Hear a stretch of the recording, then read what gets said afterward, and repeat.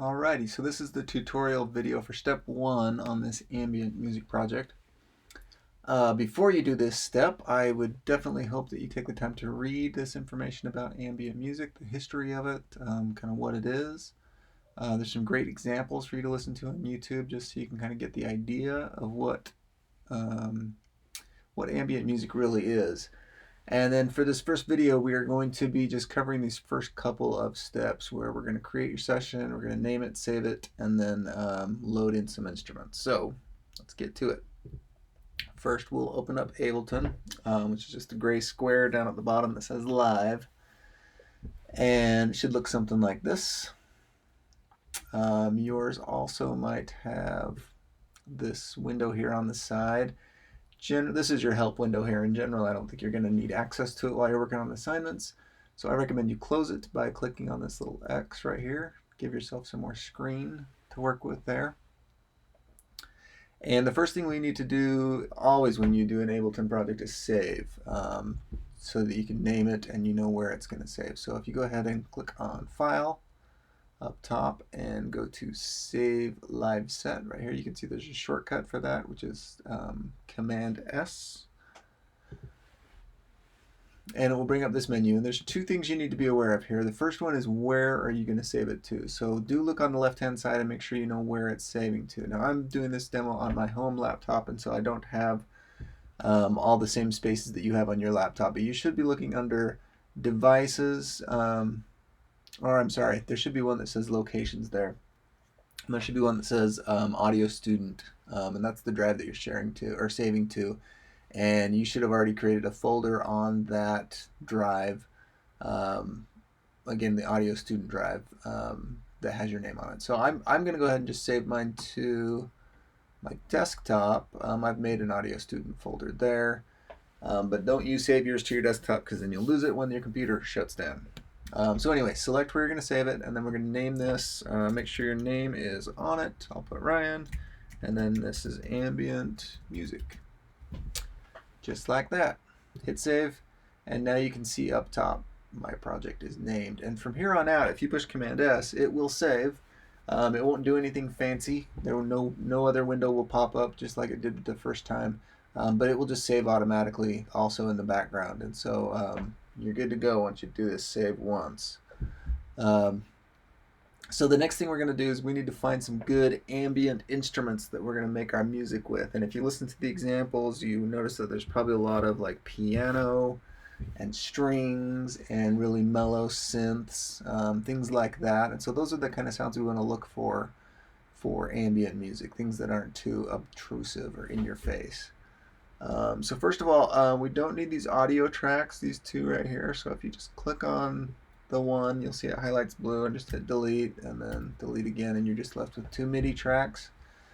And we'll be creating 3 to 5 MIDI tracks. I'll show you how to do that in a minute. Let's find some instruments. So I know you'll probably be tempted to click on sounds, but don't go to sounds. Go instead to instruments, and this is where you find virtual instruments. And there's so many instruments that you don't really have time to listen to all of them. So I would recommend that you go to the search engine up top and look for some specific things. Like let's say you want to look for piano. So I typed in piano and hit enter. And not much changed here, but actually what it does is it filters out any non-piano sounds. So all I'm left with is anything that has a piano in the title. And you can see I'm just kind of clicking on these arrows and expanding them to find these different sounds. And once you get to a little icon that looks like this, that's an actual piano, or an instrument that you can play. And so if you want to hear what it sounds like, just click on it and it'll give you a little sample of what it sounds like. So we can listen to other ones. Here's the old school piano. Okay, either one of those could be good. They're not traditional pianos for sure, right? Let me show you some more traditional pianos. Will probably be in the instrument rack under pianos and keys, and like a grand piano. Oh, sorry, that's glass piano. We want grand piano, just regular old grand piano. There it is. That's just a normal piano, and that could be a great ambient instrument. Really, a lot of these can. I really like this Lost Ships one, so I'm going to drag that onto this first MIDI track. So when you find one that you like, just click on it and plop it right down on one of the tracks, and that track will now turn into your grand piano. And if you want to play it like it's a piano, like play it like it's a musical instrument, you can actually use the keyboard built right into your laptop to play it. So you can like treat your keyboard of your laptop like it's an actual keyboard. And how to do that is just come up here to see this little piano icon up in the right hand side here. Make sure that's turned on. And there's a shortcut to turn that on or off. It's just the letter M. We'll turn that on and off if you want. I think M for MIDI. And then what you can do is your middle row of your keys, the one that starts with ASDF, that will play a major scale going just straight across that row. ASDF, G, H, J, K. Just like that. Pretty cool. And then up above that row, the letters WE, and then TYU, and then O. And it's kind of random there. Like Q won't make any sound. In fact, that triggers a swapping instrument command. You can kind of look at it like it's a piano. Like if ASDF were the white keys on the piano, then the letters WE would be the black keys that are kind of in between those white keys. And if you know anything about piano layout, there's a couple spots where there's no black keys in between the white keys. And that's kind of how it's laid on the keyboard. It's kind of hard to explain, but I think if you play around with it a little bit, you'll kind of get the hang of it. But that's really what we're going to be doing. You can push multiple keys at the time, and make like chords and things like that. I'll show you more of that in just a little bit, but that'll let you kind of play around with the sounds and kind of see what you have. Let's get a couple more sounds while I'm at it. There's a whole bunch of pianos here. Let's see.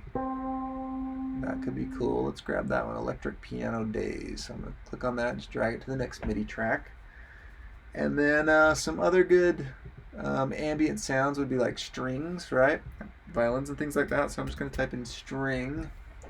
And again, you won't see a lot of things happen, but when you start opening it up now, the only thing that will be left will be like strings. So like here's a strings section. Let's look at that. There's all sorts of strings. Strings of Venus sounds cool.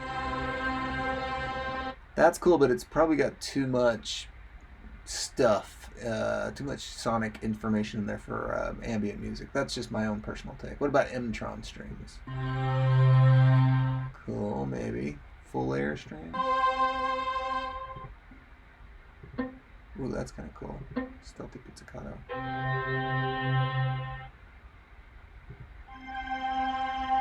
That one sounded good. Excuse me.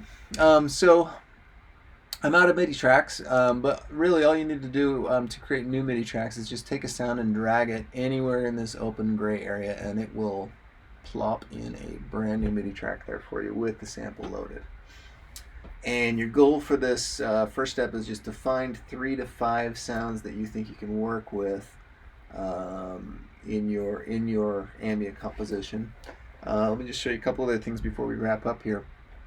Whichever one you dragged in last will kind of be the active track. So, when I play those sounds, it's going to play whatever track you dragged in last. If you want to switch to a previous track, all you need to do is on this bottom of this track right here, you can see this red light is turned on that track. That's the active track that you're going to be playing with. So if you want to activate another track, just go over here and click on its bottom light right here. This is called the record enable button, and don't worry, you won't be recording anything, but it just kind of turns that track on. And you can see when I turn this track on, that one turns off, right? So now I'm playing electric piano. And then if I want to go back to my first one, right? And like I say, your main goal for this first little bit is just find some cool sounds. So go on a hunt for some interesting sounds. You may decide later when we start recording stuff actually that some of your sounds don't work, and that's okay. That's why I think it might be good to find 5, and then by the time you get to the place where we're actually making your ambient songs, that you could maybe just end up using 3 of the 5 that you found. So anyway, that's it for this video. Check out the next one for the next step.